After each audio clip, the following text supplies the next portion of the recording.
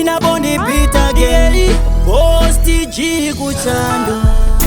kutaura fea ndakabaiswa neboti panakamuona achifamba muroti nkati charakadenga zuzvanda japromaiti goti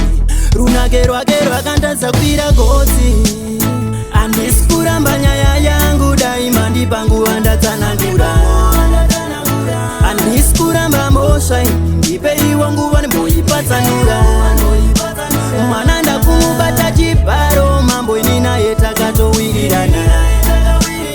taitosimbisana handaiziva zvichasvika pakusungisana mukamubvunza anotota anondidawo kutaura neni shuwa ndinotomudawo mukandisunga pana zvamunenge maitawo mwana ari mudumbu ndiana chamuchengetawo yakadeuka payakadeukawo chandokumbira chete mondiregererawo handisi kuramba maka yandakaparawo mukandipa mukana rusambo ndowisawo handisi kuramba nyaya yangu daima ndipanguva ndatsanangura handisi kuramba mhosva ndipeiwo nguva ndimboipatsanura mwana ndakumubata chibharo mambo ini naye takatowirirana taitosimbisana handaiziva zvichasvika pakusungisana makore mangana akanditi shiswendi ndikatusambokwate pano ndinokupa mazirudo plendi chiseti chidazini maindi nyangwe inini ndisina sendi zvekuti ndinomuchengeta musambotya I'm ready handisi kudika pane zvinakaita ndikanganisa asi kutaura paveya ndinotomuda uyumelisa ro rwedu chiri kupisa mwana iwoti mvura imukisa kana mukangondipamukana ndimbofa ndakamubaisa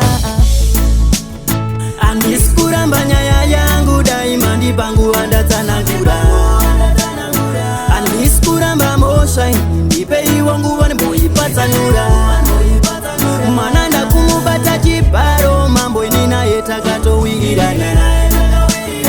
taitosimbisana handaiziva zvichasvika pakusungisana mukamubvunza anotota anondidawo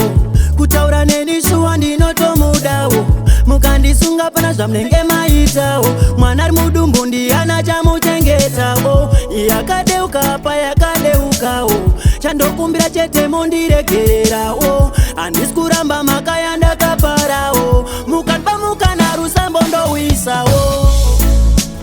handisi kuramba nyaya yangu daima ndipanguva ndatsanangura handisi kuramba mhosva ndipeiwo nguva ndimboipatsanura mwana ndakumubata chibharo mambo ini naye takatowirirana taitosimbisana handaiziva zvichasvika pakusunga